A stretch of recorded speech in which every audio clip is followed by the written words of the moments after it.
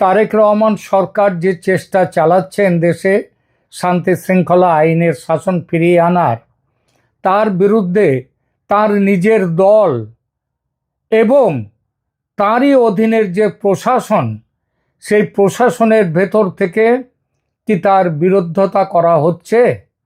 যদি করা হয়ে থাকে তাহলে এই বিরুদ্ধতার মূলে কারা আছে? তাহলে কি কোনো চক্র আছে, কোনো জায়গা থেকে ইন্ধন আসছে? এই বিষয়টি নিয়েই এখনকার আলোচনা।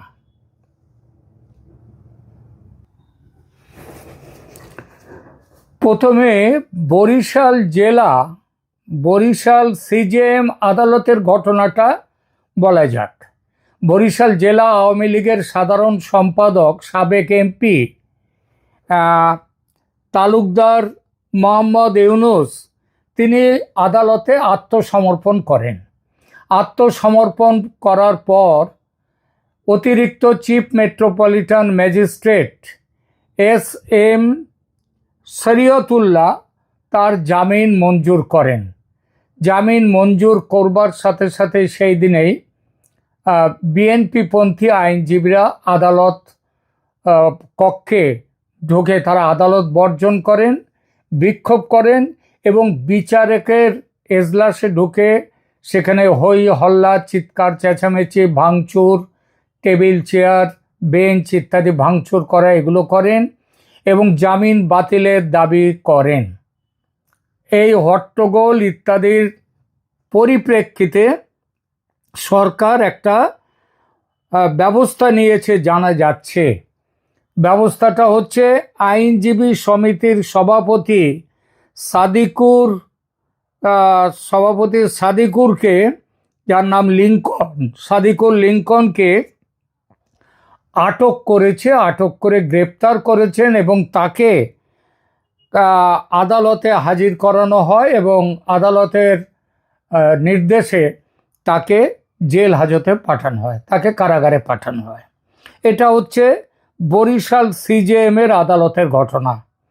আর রাজশাহী রেঞ্জের ডিআইজির নির্দেশ, সেখানটায় কি বলা হয়েছে যে প্রথম আলো এবং অন্যান্য প্রতিবেদনে বলা হয়েছে রাজশাহী রেঞ্জ ডিআইজি মোহাম্মদ শাহজাহান তার রেঞ্জের অধীন যে 8 জেলা, সেই 8 জেলার পুলিশ সুপারদের কাছে একটি লিখিত নির্দেশ পাঠান, যেখানে বলা হয় জামিনে মুক্তির পর দলকে সংগঠিত, ভাষাটা লক্ষ্য করবেন তার যে নির্দেশ, সেই নির্দেশের ভাষাটা, দলকে শক্তিশালী ও সংগঠিত করা এবং মাঠে তৎপরতা দেখাতে সক্ষমদের জামিনের পর অন্য মামলায় গ্রেপ্তার দেখানোর কথা বলা হয়েছে। যাদের সেই সক্ষমতা নেই, মানে গণ্ডগোল পাকানোর, দলকে শক্তিশালী সংগঠিত করা ইত্যাদি ব্যাপারে যাদের কোনো সক্ষমতা নেই, তাদের ক্ষেত্রে বলা হয়েছে যে তাদের আপাতত গ্রেপ্তার করা, অন্য মামলা দিয়ে গ্রেপ্তার করার প্রয়োজন নেই। একই প্রতিবেদনে বলা আছে চিঠি পাঠানোর পরদিন জামিন পাওয়া কয়েকজনকে, মানে প্রথম আলো ইত্যাদি পত্রিকার যে প্রতিবেদন, সেখানে বলা হয়েছে এই নির্দেশের পর জামিন পাওয়া কয়েকজনকে আবার গ্রেপ্তার দেখানো হয়েছে। এই পরিস্থিতিতে সরকার কি কোনো ব্যবস্থা নিয়েছে বা এ পর্যন্ত কি দেখা গেছে? আগেই বলেছি বরিশালের ক্ষেত্রে প্রশাসনিক ব্যবস্থা বলতে সরকারের পদক্ষেপ, সেটা পুলিশি ব্যবস্থা ও আদালতে আইনি ব্যবস্থার মধ্যেই পড়ে। আদালতের যে ঠিকঠাক রাখা, এখানে ইতিমধ্যেই হট্টগোল, ভাঙচুর, আদালত অবমাননার অভিযোগে আইনজীবী সমিতির সভাপতিকে গ্রেপ্তার করা হয়েছে, কারাগারেও পাঠানো হয়েছে, যা বাস্তবিক অর্থে সরকারের ব্যবস্থা নেয়ার, যে আইনানুগ ব্যবস্থা নিয়েছেন, সেই আইনানুগ ব্যবস্থা নেয়ার, পদক্ষেপ নেয়ার পরিচায়ক এটা। তবে আদালত বর্জনকারী আইনজীবীদের বিরুদ্ধে বার কাউন্সিল বা বার অ্যাসোসিয়েশনের মারফত শৃঙ্খলা ভঙ্গের বিরুদ্ধে ব্যবস্থা নেয়ার এ পর্যন্ত কোনো আলাদা করে কোনো ব্যবস্থা নেওয়ার খবর কিন্তু পাওয়া যায়নি। তাদেরকে শোকজ, সাসপেনশন এসব কিছু করা হয়নি। এটা হচ্ছে বরিশালের ঘটনার কথা বললাম। এবার রাজশাহীর ডিআইজির চিঠি নিয়ে প্রতিবেদনে যখন প্রথম আলোর প্রতিবেদনে বলা হয়েছে এবং আরও বলা হয়েছে টিবিএস নিউজ এই পত্রিকার এর খবরে বলা হয়েছে যে ডিআইজি বলেছেন, শাহজাহান তিনি বলেছেন এইটাই তো সিস্টেম। তিনি কোনো দলের নাম তো করেননি, তিনি বলেছেন অন্য দলের, এবং অন্য মামলায় সংশ্লিষ্টতার তথ্য থাকলে গ্রেপ্তার দেখানোর কথা। তাহলে এখানে একই রিপোর্টে তিনি বলেছেন পুলিশ সদর দপ্তরে একজন অতিরিক্ত আইজিপির মন্তব্য ওই টিবিএস নিউজ জানিয়েছে।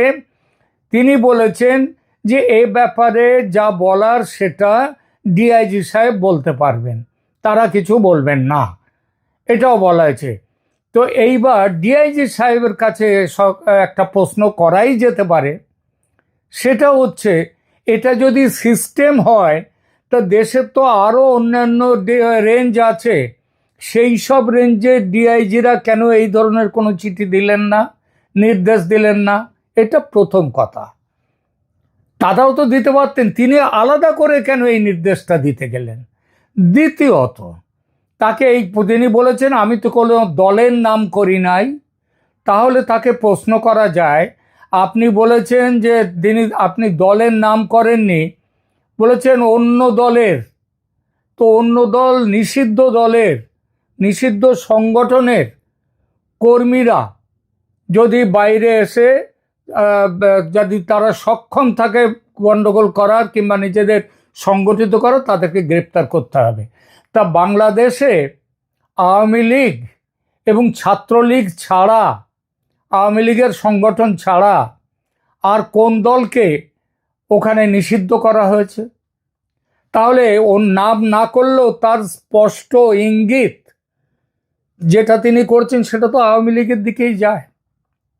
সুতরাং তিনি এটা স্পষ্ট যে তিনি এড়িয়ে গেছেন, কিন্তু এড়িয়ে গিয়ে পার পাওয়ার মতো ব্যাপার নয় এটা।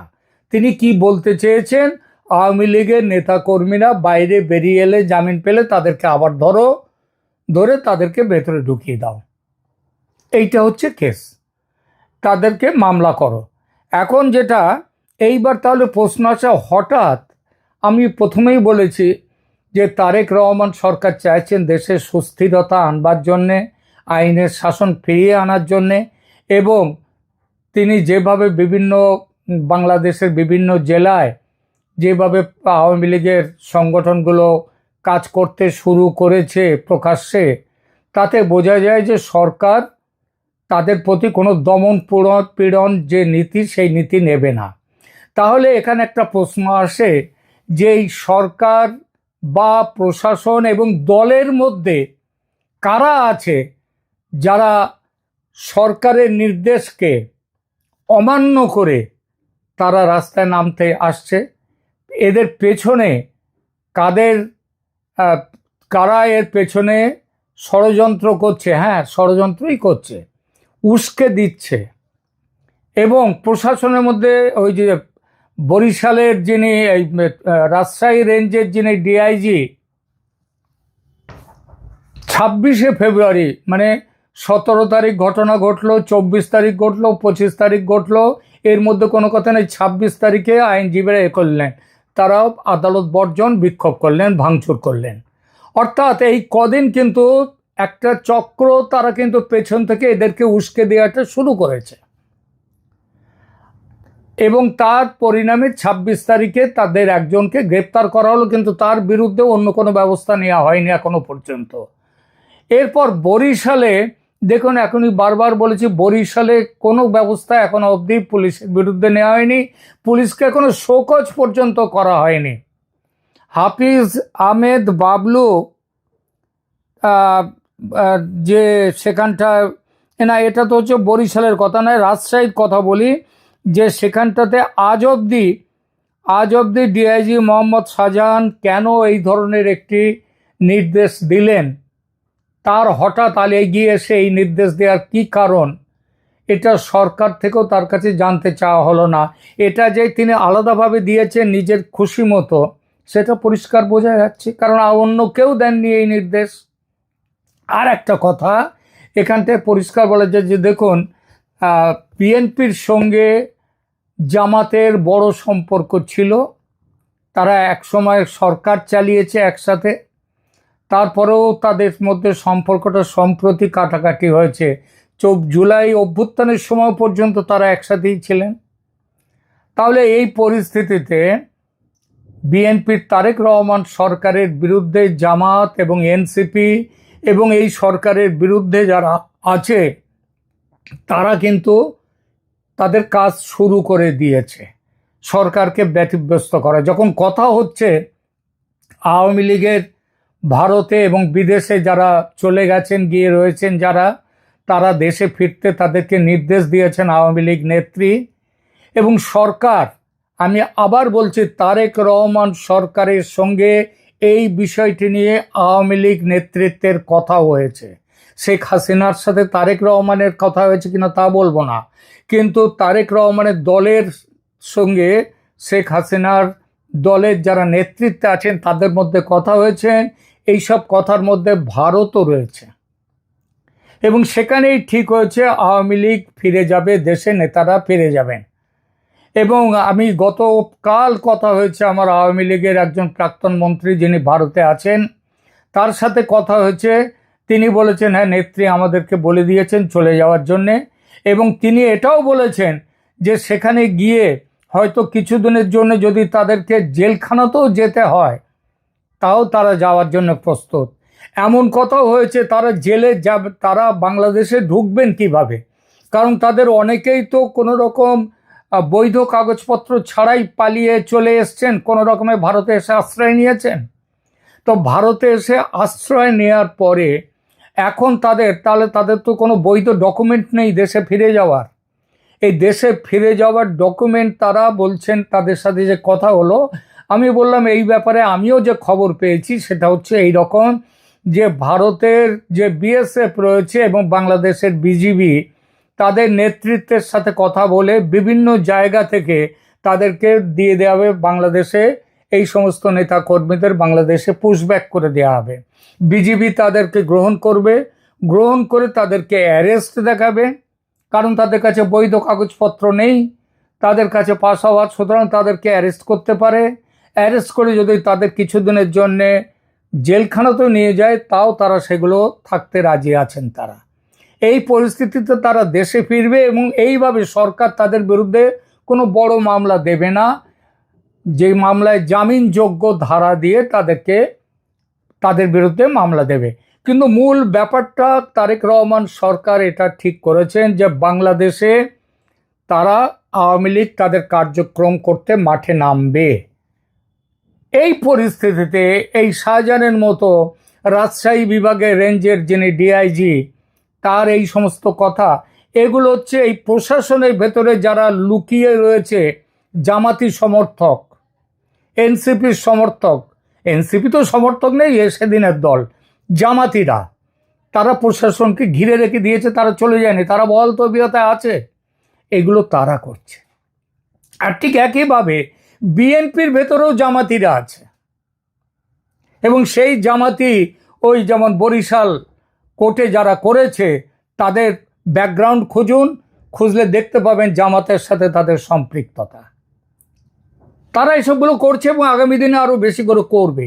এই পরিস্থিতিতে তারেক রহমান সরকারকে খুব দেখে শুনে ভেবে চিনতে শক্তভাবে পা ফেলতে হবে, নইলে বাংলাদেশ যে মাৎসর ন্যায় যে অরাজকতার মধ্যে ডুবে গিয়েছিল, কয়েকটা দিন আবার একটু খোলা হাওয়া এসেছিল, আবার এই খোলা হাওয়া চলে গিয়ে আবার বাংলাদেশ ডুবে যাবে সেই অরাজক পরিস্থিতির মধ্যে।